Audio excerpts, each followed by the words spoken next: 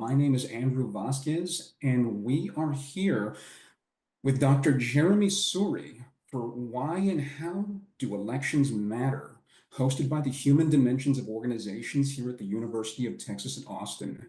Thank you all so very much for joining us this early Wednesday morning. Before we begin, again, we are honored to be hosted today by Dr. Jeremi Suri. Dr. Suri teaches courses on strategy and decision making, leadership, globalization, international relations, and modern history. He teaches graduate and undergraduate courses, and he teaches and serves as academic director to the Executive Masters in Public Leadership program at the Lyndon B. Johnson School. His research and teaching have received numerous prizes, and in 2007, Dr. Suri was recognized by the Smithsonian Magazine and named one of America's top young innovators in the liberal arts. In the same year, he also received the President's Associate's Teaching Excellence Award from the University of Texas here at Austin.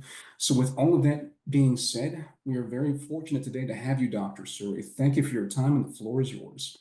Fantastic. Well, thank you so much for having me, Andrew. Thank you for organizing this. I want to thank the whole HDO team, Heather Moreau and others for setting this up, Hillary, many others, Lewis, who put this together. HDO has an all-star team, and one of the reasons I love working with HDO, the main reason is the students, but another reason is the staff and the way you make us all shine and allow us to do the work we want to do. And so it's really a pleasure to be a part of this. And it's a pleasure to talk about the elections. I feel like I've been talking about them nonstop, and we still have another month to go. My wife thinks I'm going to just run out of energy at some point, but I don't think I will. I think every day there's something new to keep us energized. Last week I was in both Mexico and California talking about the elections. Next week I'll be in Washington and in Nebraska, as well as, of course, teaching all my classes at UT and everything else. Why do elections matter? That's what I want to talk about today as a scholar, as a political observer, as someone who writes a lot. I have a daily newsletter where I write about the election. It's a newsletter called Democracy of Hope. I hope some of you will subscribe to that too. It's where I try to use history to give us some hope about elections. What is it as a historian that we can learn and bring to looking at elections today?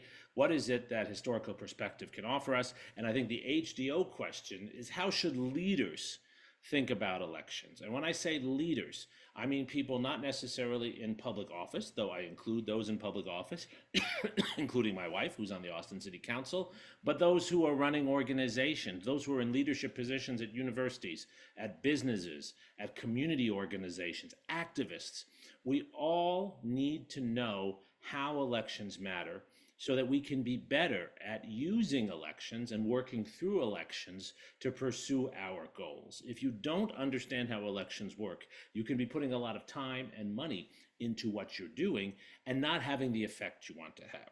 So today's talk, today's scholarly investigation, will not be about being a Democrat or a Republican. It'll not be about particular substantive policy issues, though of course I do write and talk about those. I just did an interview on NPR about the Middle East. I'm happy to talk about those issues in the Q&A, but it's more the leadership question, which is, as the leader of an organization or the part of an organization, public or private, how should you understand elections, and how can you help your organization to navigate those elections for the purposes of your organization? That's the leadership question. And if we're talking about leaders, as those of you who know me know, I am a historian. I like to start with some of the great historical leaders. And of course, we start with Georgie Porgy, with George Washington. I love this Gilbert Stuart portrait of Washington from 1796, near the end of his second term. And as everyone on this webinar knows, George Washington was the first American president. He set the mold, not just for what the presidency was about, and many of us as historians have written about that and will continue to write about that, of course. We're still looking for new George Washington somewhere. There's somewhere in my undergraduate classroom, there's a new George Washington somewhere out there. But beyond that, he's the first president to be elected. And that's really important. And notice I didn't say in the United States. He is the first person to be elected to that kind of office in the world. It's the first time it occurs. And it is a unique election. In fact, the differences between his election and those today help us understand how American elections have evolved. When George Washington was nominated to be the first president in 1788, there really was no competition. And that is what the founders hoped for. They believed that elections should be about the best person naturally rising to the top. And I put this portrait up because it captures that unrealistic but yet accurate way in which our first election, not our current elections, work. And that contrast, as historians, we look at similarities and differences, tells us so much about then and so much about today. Gilbert is telling us in this portrait just what I said. Look at Washington in this portrait. He is not a monarch. He has not inherited power. You will see no monarch in Europe dressed in any portraiture from the 18th or 19th century as modestly as this, right? He's not bejeweled. There's no crown. There's no crown. He's not a king. But he is not an ordinary farmer either, even though that was his profession. He called himself farmer. He didn't call himself general. He called himself farmer, George. If you look at him in this image, what you see is someone who is an ordinary farmer, a gentleman farmer, but someone who's risen above. In fact, we're looking up at him. He carries certain virtues. He's a warrior. You see the sword. He has the books of learning there. And the horizon is behind him, like my bookshelf, right? The horizon is behind, actually, I have tons of bookshelves. His horizon is neater than mine. My horizon behind me of bookshelves and papers to grade. His horizon, right, is a bright horizon, but we are not following him. He's gathering us together. The founders of our society were skeptical that ordinary people in what we would today call a mass democratic election could choose their leaders. They wanted leaders to come from the people, but they wanted elections to be more like selections, not like what we call elections today. They believed that the best should rise to the top naturally. They should be seen, and the word that the founders used, and this is important today, was that leadership was about virtue. Leadership was about virtue. Did you have the experience that showed your virtue to lead? Did you have the background to show your virtue to lead? Could you be trusted? They did not expect leaders to be people who were policy wonks.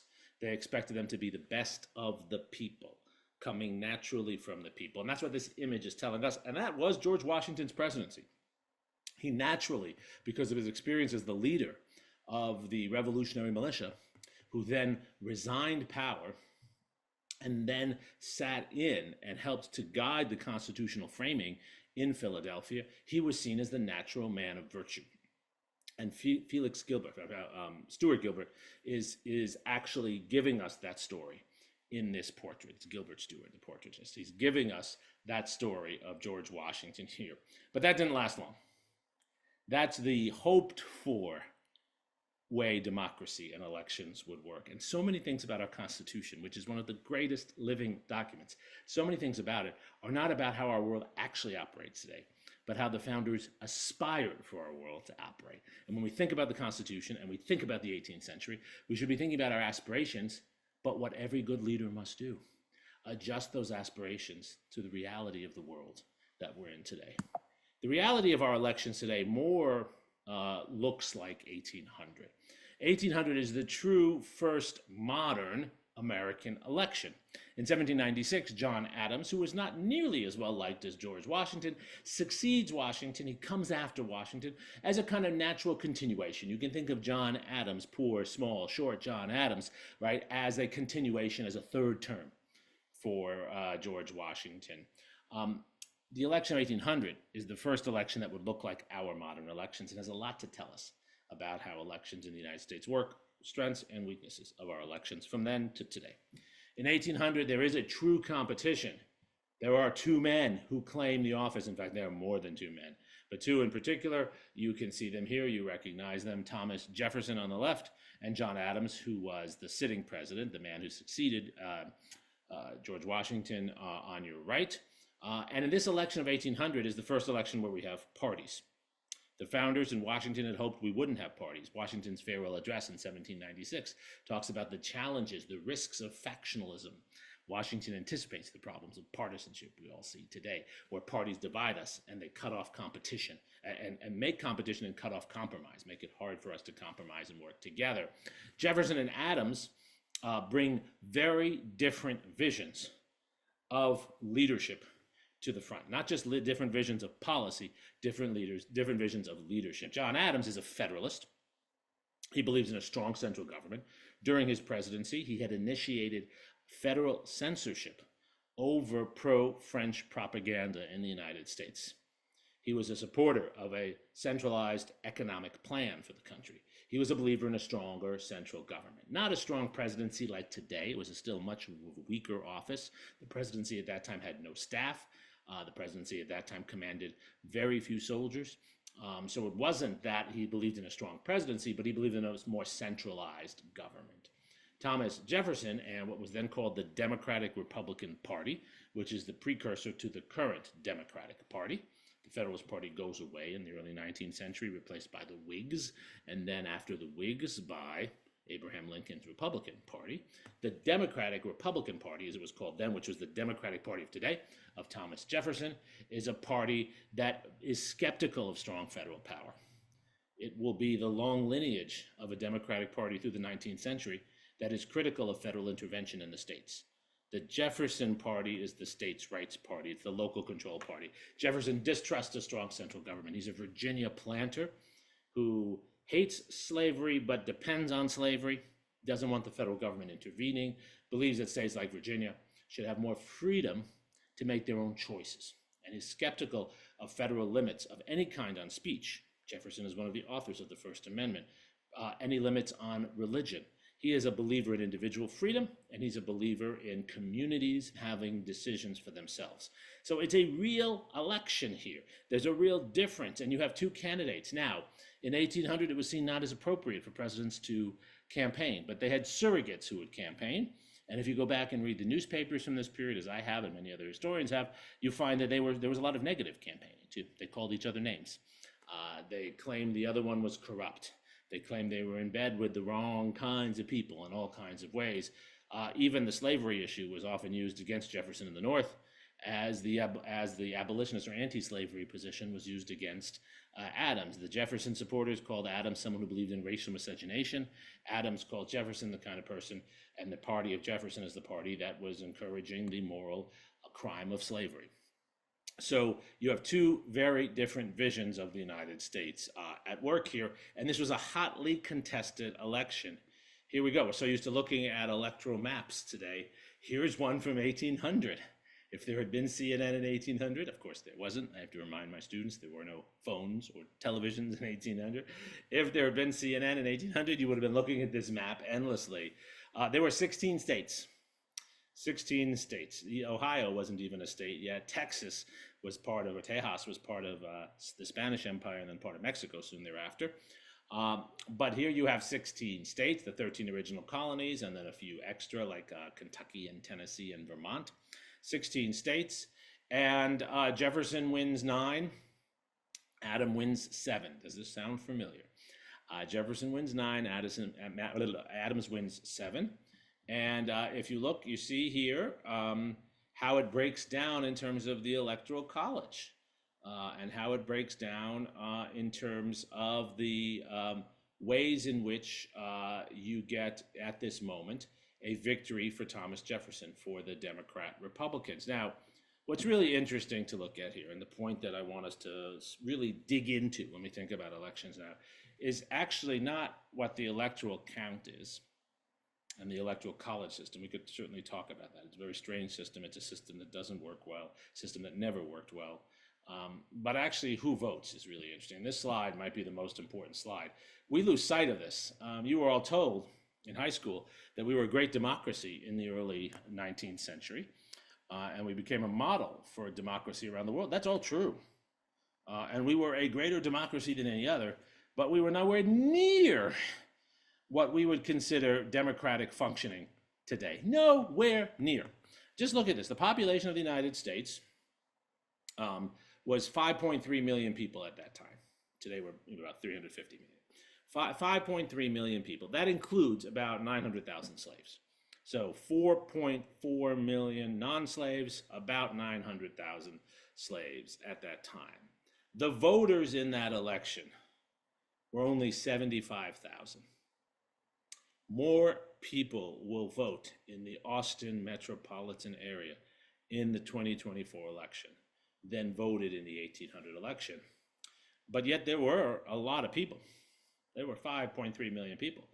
Well, more people voted in the Austin metropolitan area in this election with a population in the Austin metro area that's about 2/5 of what the population was then. 1.4% of the persons living in the United States voted in 1800. 1.4% chose their president in 1800. That's really startling. No one would call that a democracy. In some non-democracies, you had large enough aristocracies that you could argue that actually a higher proportion of the people were actually choosing the leader, insofar as aristocracies were involved in appointing the king. 1.4% is very, very far from democracy. And why was this? This is what we have to ask ourselves. And it still applies to today. Why was this? Why are there so many people and so few voters in a democracy? The Constitution made it clear that people in each state should be voting. The Constitution made it clear that the vote gave the president legitimacy. The voters would choose the state electors would choose the president. And in that system is the rub. The system was designed not only to protect states, that's what the Electoral College does, as you see here. It's an election in 16 states, just as this election this year will be an election in 50 states, plus the District of Columbia that has electoral votes. So it's an election in the states which can distort the popular vote, right? Two candidates can be very close in one state, but yet in that one state, only one candidate gets all the electors, right? We all know that system. In this election, we could again have a situation where the popular vote goes one way and the electoral vote goes slightly the other way. Let's hope that doesn't happen, but it could happen, right? So that's the story of the Electoral College, but there's a deeper story about voting rights that has to be put on the table here. The founders of the Constitution did not believe that everyone should vote. Our Constitution has almost universal rights of free speech, for example, freedom of religion, freedom of conscience. It has a universal protection against cruel and unusual punishment. That's not always honored, but it's there. Those are in the amendments of the Constitution, the Bill of Rights, and there's no limitation on them. It doesn't matter in the United States whether you're male, female, property owner, not property owner, white, black, brown, it doesn't matter. You have the right to free speech. It does matter in the Constitution what your race, gender, background is for voting. The Constitution leaves that up to the states. And that was intentional. The founders, including both Jefferson and Adams and Washington, were skeptical, first of all, that slaves had a right to vote, of course. They were skeptical about that. That was the racism of their time. But they were also skeptical that non-property owners should vote. They believed that non-property owners would be dependent somehow on property owners. And they believed that non-property owners were not skilled and had not proven themselves in the ways that they should vote. They, of course, mostly did not believe that women should vote. John Adams' wife actually differed on that. Abigail Adams actually wrote him a series of letters about this. But they did not think women should vote. They didn't think that recent immigrants should vote. They didn't think that many people who we would consider natural voters today should vote. They didn't think Jews should vote in most cases. They didn't think Catholics should vote in many cases. So the small number of voters reflected the belief that democracy should be bounded and limited to only certain people. And that is built into our system.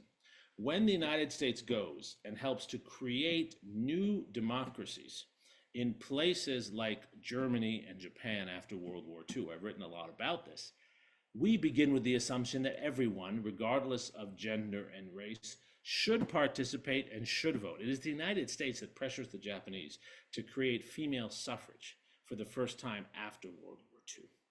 But we don't have that in the origins of our own system. We're actually curiously better at encouraging full democratic participation elsewhere than in our own society.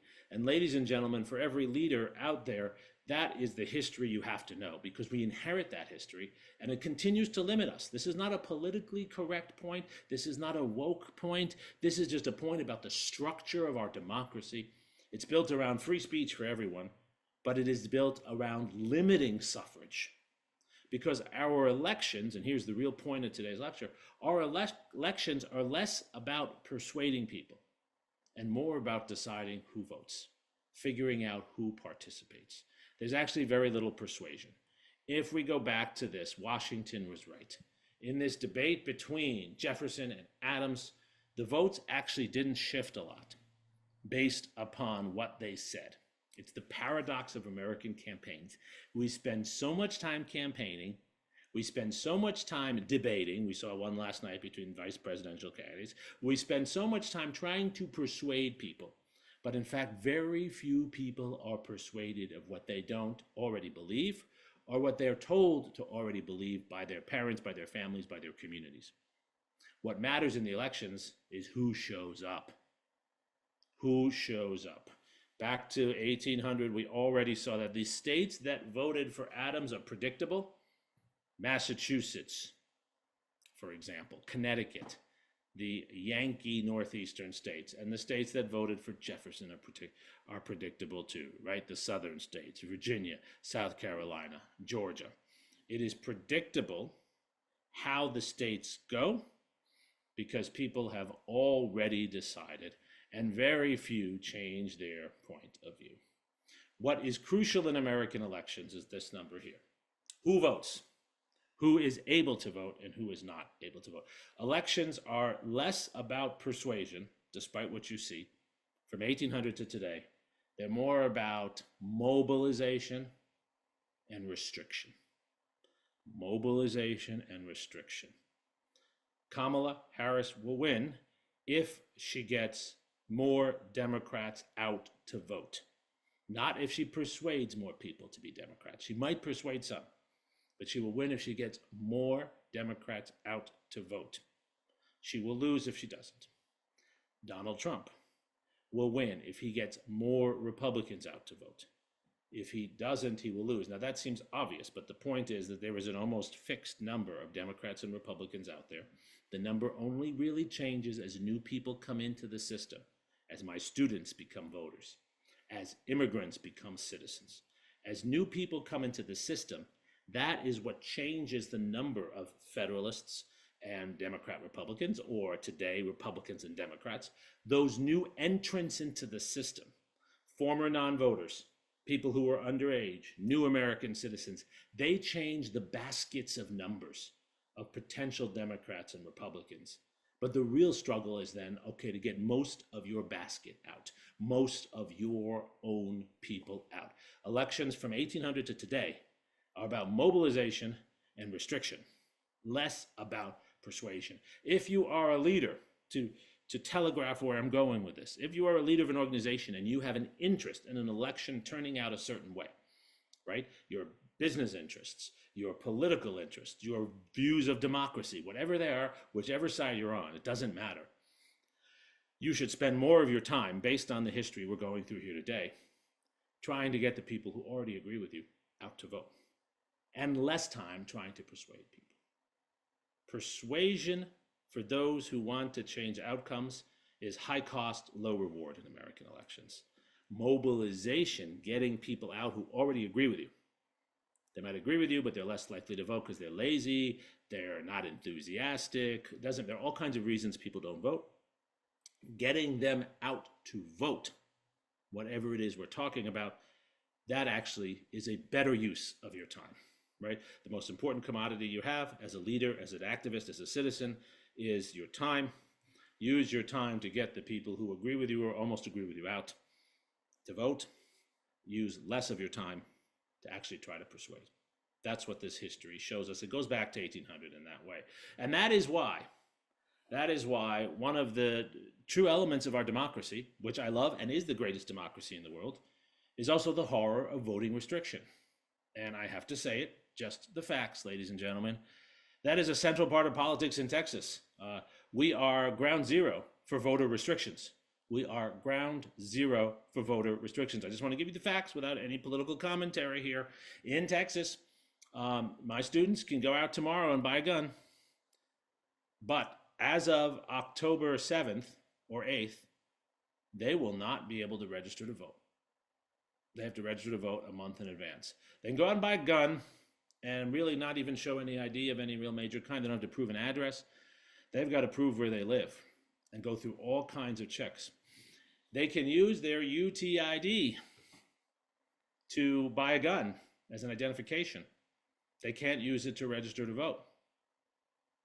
They can move thousands of dollars online from their bank account, but they can't register to vote online. We make it hard for young people to vote in Texas. I tell you that. I know it. I teach a lot of undergrads. I see this. I feel it with them. And it's not a mistake. It's a kind of voter restriction. Just as for decades, and in some ways we still do, we make it hard for Black people to vote. We make it hard for poor people to vote. We do all kinds of things in this country to get the people we want to vote out and the people we don't want to vote out. And it is because mobilization, turnout is what actually matters. And I want to make this clear. I gave examples of Texas because we're in Texas and Texas does this. But Democrats in Democratic states do this. I grew up in New York City, and New York makes it hard for Republicans to vote. For instance, they have primaries on days of the week that would surprise you, not on a Tuesday. They'll have it on a Thursday. You don't even know. You forget if you're not within the Democratic loop. You don't know where to go and when to vote. They do all kinds of things like this. There are all kinds of ways to make it hard for people to vote. What the United States does in the 19th century in presidential elections, from Jefferson and Adams through Andrew Jackson, Abraham Lincoln forward, is it finds nifty, creative ways to get certain people out to vote and to restrict others. And that's what this Harper's cartoon or caricature from the late 19th century is showing, right? After the Civil War, the 15th Amendment says you cannot stop someone from voting based on race. But the truth is, in parts of Texas, Mississippi, Georgia, Alabama, and other states, you have communities that have a majority of African American men where all the voters are white.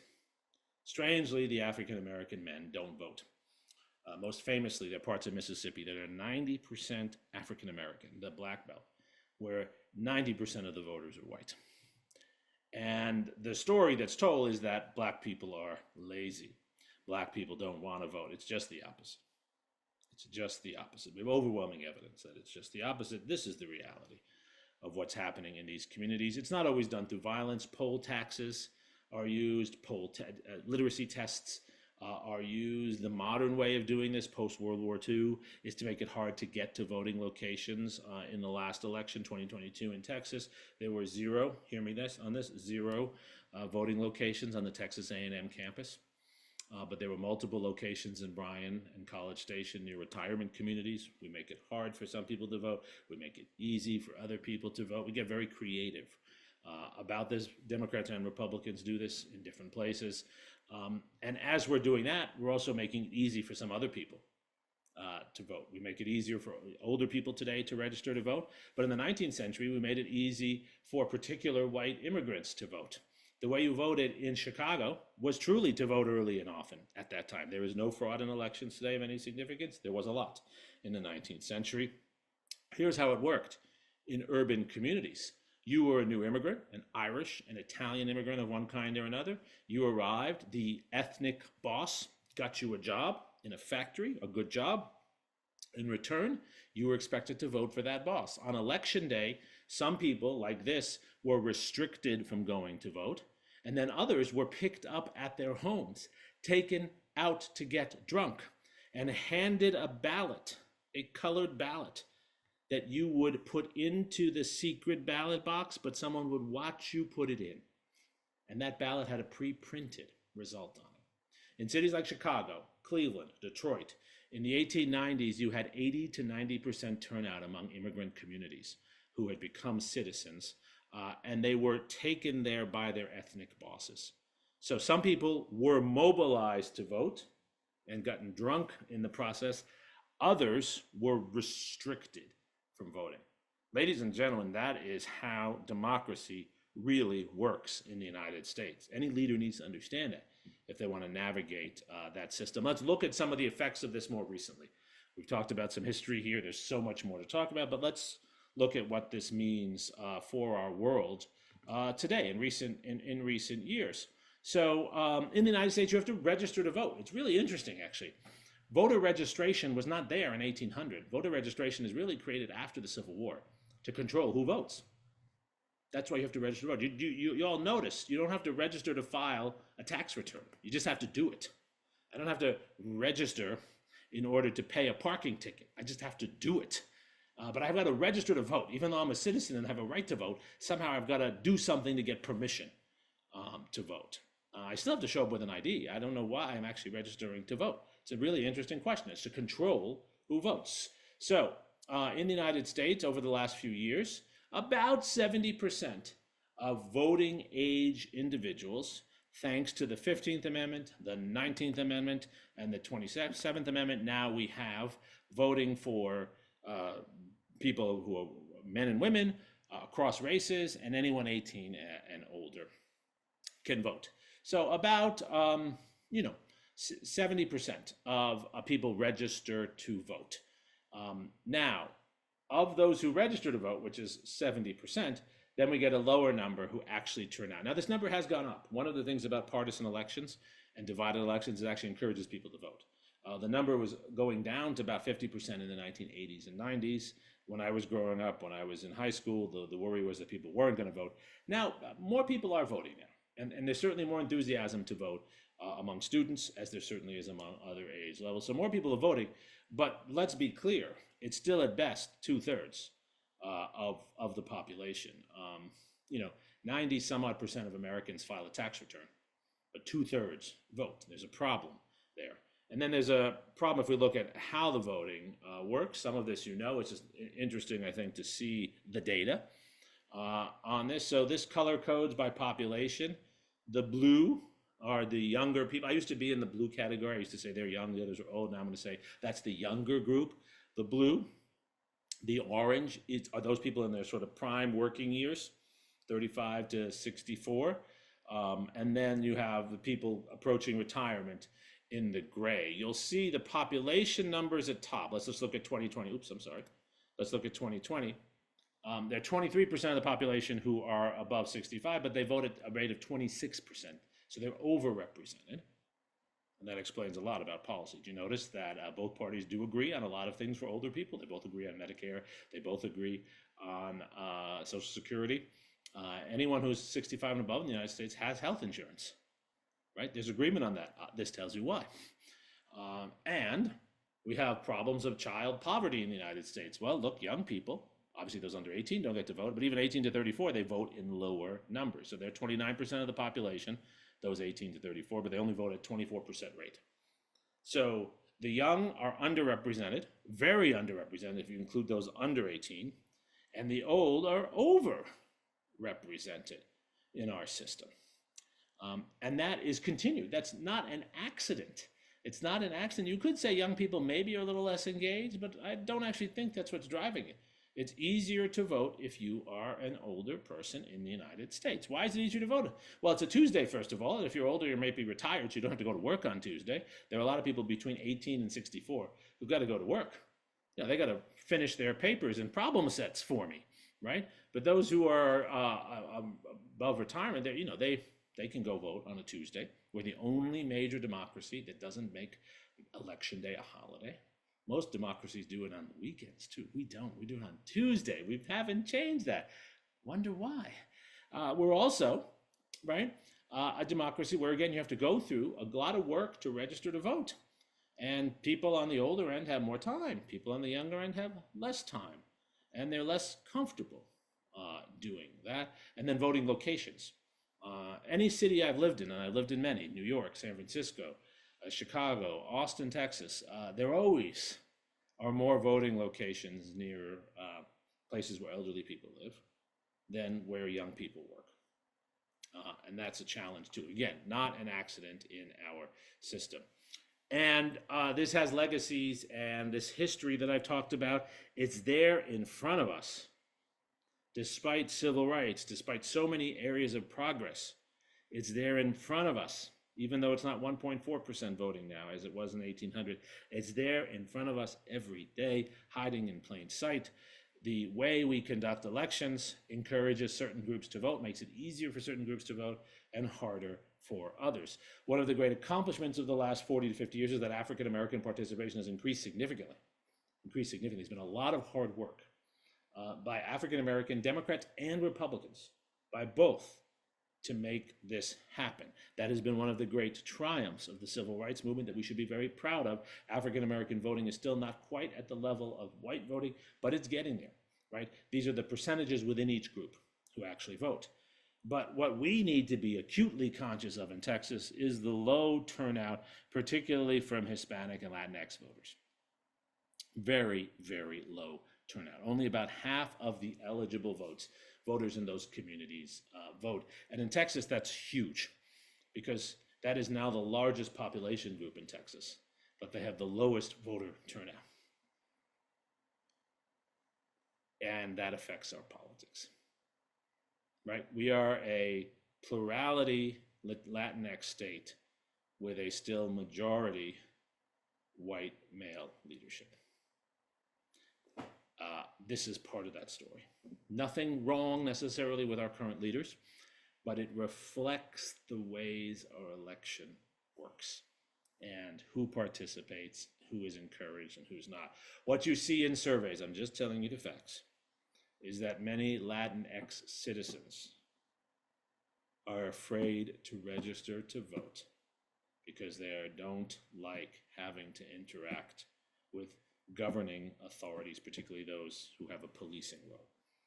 Whether they're right or wrong to feel that way is not what I'm getting into, and I'm not an expert on it, so I'm not commenting on that. I have no comment on whether that is good or bad. But what I do comment on is the fact that they say that, and that it discourages them from voting. It discourages them from voting because they have to interact with authority figures from the government who they don't trust or don't feel comfortable with. And that depresses their vote because they don't register to vote, particularly young Latinx men. That's what you see. That's what you see is a fact in the surveys. Again, who shows up and who doesn't. This graph, and by the way, the numbers are even more extreme if you look at Texas, explains why our government looks one way, even though our population looks another way. Now, until the 20th century, women voted in very small numbers because there were only a few places where they could vote. Actually, many of the newer states into the Union, states like Wyoming, allowed female voting before the older states did. But it's not till 1920 that you really get, with the 19th Amendment, protections for women to vote. And what is extraordinary, there's good news and bad news, right, in this lecture. Some of the bad news is some of the racial stratification around voting. Some of the good news is that women vote in very, very large numbers. They vote in very, very large numbers. And what we've seen in the last few years is that only increase, with debates about women's reproductive freedom, with debates about childcare. Women are voting in even larger numbers than ever before. The increase in their voting is actually faster than the increase in their participation in the workforce. And you're seeing that in this graph. The purple lines are the female voters. There are not that many more women than men, but there are many more women voters than men. And this is almost universal across different states and different communities in the United States. There are all kinds of reasons for this, but I think the most significant one, the one that I think matters most of all, is that women have put a lot of effort in different communities into organizing themselves, and there are more female candidates than there have ever been before. There's still more male candidates total, but where you've seen the change is in efforts by women to be more participatory in the system. And that has made a huge difference. That has made a huge difference in our elections. You all know this. If you look across our elections today, the gender gap is significant. Women tend to vote a little more Democrat. Men tend to vote a little more Republican. And that's part of where we are as a society today. Partisanship, right? Partisanship goes back to 1800, right? Washington did not like partisanship. He hoped, and the founders hoped we wouldn't have it, but we had it from the very beginning. Jefferson and Adams had very serious differences over whether we should be more favorable to Britain or France, what kind of free speech we should have, what kind of economic policy, many of the same things we debate today. Questions of war and peace, questions of economy, questions of access to resources in the United States. How do you use the resources you have? People actually, this is my point about not really being very persuadable, most people are pretty consistent from a very early age about how they vote. They might say they're independents, by the way. Most people who say they're independents are not independent. It just means they're not necessarily fully enthusiastic about one party or one candidate, but they lean strongly in one direction. Most of you have probably consistently voted one way or the other, party-wise, with some exceptions, but you've consistently voted one way or the other. This was a study of this in 2015 to 2017. Most people stayed with the same party, even though there were major shifts in our politics in 2016. Most people were actually predictable by party. You could predict who would vote for Trump or Hillary by their party. It was the best predictor. It was an accurate predictor. What mattered was how many people turned out. Trump won because he got people to turn out who were Republicans who hadn't turned out before in some states. And Hillary lost because some Democrats who had turned out for Obama did not turn out for her. There were actually very few Obama Democrats who voted for Trump. There were some, but very few. It was Obama Democratic voters in Michigan, Pennsylvania, Wisconsin, and elsewhere who had come out for Obama. Maybe it was the first time they voted or the 10th time they voted, and they didn't come out for Hillary. They decided they didn't want to vote for her. And for Trump, it was Republicans, people who had called themselves Republicans, or at least had called themselves not Democrats, and had not voted and decided they were going to come out and vote for this guy. And that made the difference in those states. Hillary still won more total votes, but in Michigan, Wisconsin, and Pennsylvania, states that of course matter a lot for this election, Obama had won, then Trump won, and it was because of different voters, not the same voters. It's who shows up and who doesn't show up. So that takes us to our takeaways from today's lecture. I wanted to leave plenty of time for discussion. I want to spend just 3 or 4 minutes on what the takeaways are from this history. We've done a whole course or part of a whole course in about 30 minutes, but that's what we do at HDO, right? We get all this material, we get it together, and since we have super smart people, we get it out and into their brains so they can go use it. It's my job to share the research with you. It's your job to figure out what to do with it. It's not my job to tell you how to think. It's my job to give you the tools so you can do the thinking and you can do the leading. This gentleman who I hope you've all heard about, and if you've taken any of my classes, you will read about Alexis de Tocqueville.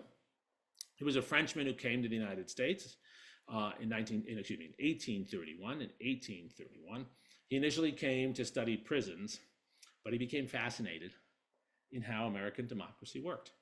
And he wrote 2 volumes published in 1835 and 1840 that remain some of the best volumes on understanding how American democracy and how American elections work, because he watched these things. He had the knowledge and insights of someone who was concerned about creating democracy in France, wanted to study the US, and brought an external perspective.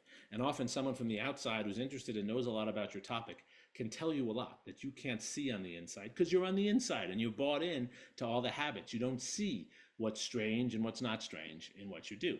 He was fascinated, de Tocqueville was, if you read him, by how different and diverse Americans were, how pluralistic they were. You know, in France, most people were Catholic. In the United States, most people were not Catholic, but most were not Methodist, most were not Presbyterian, most were not Jewish, most were not Baptist. They were all kinds of things. You know, and then there were really interesting groups, like he was fascinated with Shakers and Locofocos and all these little religious groups. And what fascinated him was how different Americans were, so much more diverse than Frenchmen and Frenchwomen. But somehow the system worked. And it wasn't because these different Americans were well read in the Constitution. We are better educated today. Don't believe otherwise. We could still do better. I'm for more civics education, but you know what? We know more. My students know more today than their predecessors did 50 years ago. They know more than their parents know. Their parents don't think that, but they actually do, right? They have other problems. They're on their phones too much, but they have more information. They actually know more. So it's not that we know less, we know more. So what was it that brought people together? And de Tocqueville recognized that our system of elections and other institutions brought people together. They joined. They joined. Parties work. This is why parties are good, because a party can bring together Presbyterians and Methodists and Catholics and Jews and say, all of you, even though you think you're going to different places after you die, in this world you have a common interest, and our party is going to help you achieve that common interest of jobs for immigrants from your community. That's what a lot of the Democratic Party was about in the 1830s, getting jobs for immigrants, right? So when your brother comes from Ireland, your brother can have a job. And when your sister comes from the shtetl, your sister can have a job, right? So a sense of taking care of families, a sense of creating jobs for people. That was politics in the 1830s in urban communities in the United States. Parties were about that. You joined the party that helped your ethnic group get what it wanted. In New York City, Al Smith in the early 20th century, he was the boss for the Irish. And he was not liked by those who didn't think you should drink. The teetotalers, the prohibitionists hated him because he was an Irish drinker and he helped the Irish community. What politics did in the United States, according to Tocqueville, and he's right, was it brought different people together, not to be the same, but to work together in spite of their differences, to actually build coalitions, That's the positive side of American elections. When people participate, when they're able to participate, they become part of the power structure. You can get in when you get in, and then you can have effect.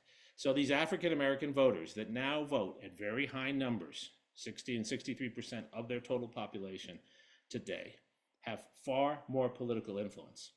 And look around who is elected. Look around the issues they talk about because of that. Jewish voters, Asian American voters as a community are rising in numbers. Look from 2016 to 2020. If you're able to vote, if you're able to get through the barriers and help people like yourself to vote, and they come out to vote, you have access to power. It's the opposite of the conventional wisdom. So many young people say to me, voting doesn't matter. The outcome's preordained. Wrong. Voting matters, not just because of the outcome, because once you vote, people want you to continue voting for them. You have influence. And that's even more so in a social media age. Because yes, candidates are raising big money from rich people, but they're also raising lots of micro donations, and they want more and more of those. Both the Harris and Trump campaign rely upon $5 here from one student and $10 there from someone else, right? They rely on that money. You matter if you vote. They come to you for money if they think you're going to vote. They don't give a hoot if you don't vote. And they're able to micro-target and figure out who's voted and who has not. Because the registration system tells us if you register to vote and then if you vote. It doesn't tell us who you voted for, but that system of registration allows them to surveil us and figure out who votes and who doesn't vote. So in our system, voting, as de Tocqueville predicted, is a source of power. By joining in, by getting involved, you actually have some leverage. And conversely, if you stay out, you have nothing. If you stay out, you have nothing. And if you stay out, they will try to keep you out. Our system is designed to keep voters voting and non-voters non-voting. So, as a leader, knowing this, you should invest in getting the people to vote who you think will be most beneficial to what you care about. And there's nothing corrupt in that. There is corruption in trying to keep people from voting. I abhor that. But there is nothing wrong in saying the communities I care about, that I want to serve, whatever they are, my consumers, my investors, the people I'm elected to serve, I want them to get more. I want to help them more. I must help them to vote more. That is the crucial thing, getting them out to vote. Do not waste your time trying to persuade people who disagree with you, who are someone else's voters. It would be nice if I told you we could do that and do it well, but the historical record says that is not the best use of your time. The best use of your time is getting the people you care about into this system. If you care about the interests of Hispanic and Latinx people in Texas, you got to get them to vote more. You got to get them to vote more. You're not going to serve their interest by trying to persuade other voters and other people. That's still good to try to do that, but the best thing to do is to get them out to vote. Our system is built around who votes and who doesn't vote. Our system is built around who votes and who doesn't vote, who joins in and who doesn't. That's what de Tocqueville said at the end of his account. He said the American system is not fair, it's not equal. It has big winners and big losers, but it provides an opportunity for some to make a difference by getting involved, by joining. It makes it hard sometimes, but if you can get through those barriers, you can have influence. The future of our democracy will be defined not by the ideologies people carry, not by the party affiliations, but by who votes and who doesn't. What changed our society, what made the civil rights movement possible, was that there were new voters who cared about that. African American voters, other immigrant voters, young white voters. That's what changed our system. People rarely change their minds. Who votes is what changes. And that's what the struggle is all about.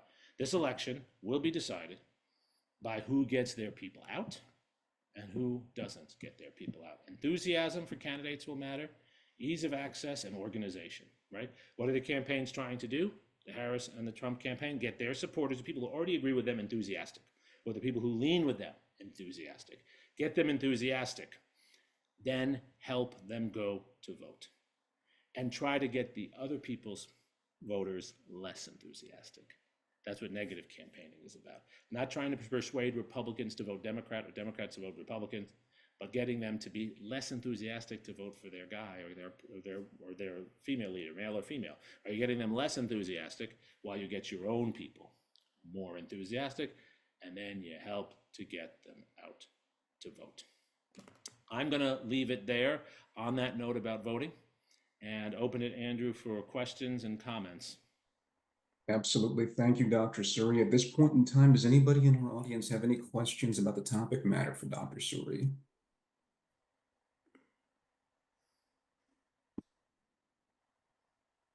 To kick us off, Dr. Suri, in regard to some of the takeaways that you mentioned at the end of your presentation today about leaders in positions in their organizations, helping getting people mobilized to go ahead and vote for things that matter, things that vote for them. Are there any actionable ways that people in our audience can do that? Well, I think one of the most important roles we all play as leaders is explaining to people that their vote matters. I mean, the biggest myth out there that is encouraged by people who want to discourage voters is that your vote doesn't count.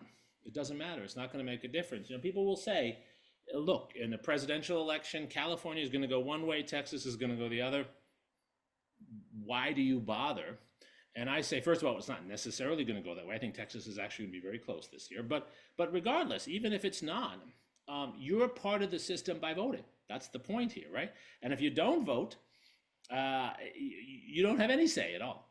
And that's not just a philosophical position. I'm trying to show structurally that's how our system works.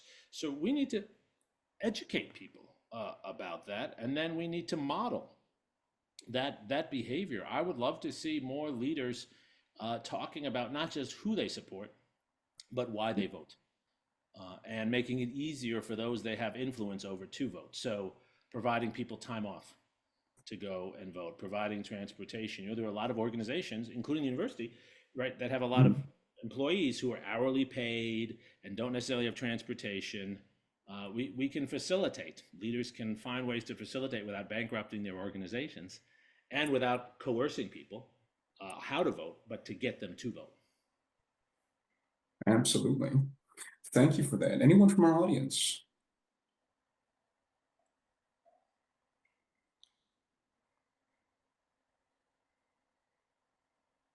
Well, all right.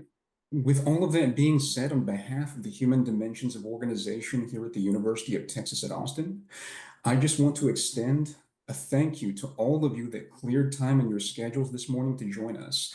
I also want to give a very special thanks to you, Dr. Suri, for sharing your time and your expertise in this topic area, especially in light of upcoming events, the election that's coming up. We do very much appreciate it. To our audience today, if you enjoyed what it is that you've experienced here during this webinar, if you're interested in more topics of this nature that deal with very timely issues pertaining to leadership and intermingling with social dynamics, please go ahead and check us out at HDO, Human Dimensions of Organization. I'm posting a link to our website below. In addition to that, you're also going to have my email address and my office phone line. So if you have any questions at all, please never hesitate to reach out, and we look very much forward to hosting you soon. Thank you all so very much, and Dr. Suri, thank you once again. Thank you, everyone, and go out and vote. Thank you.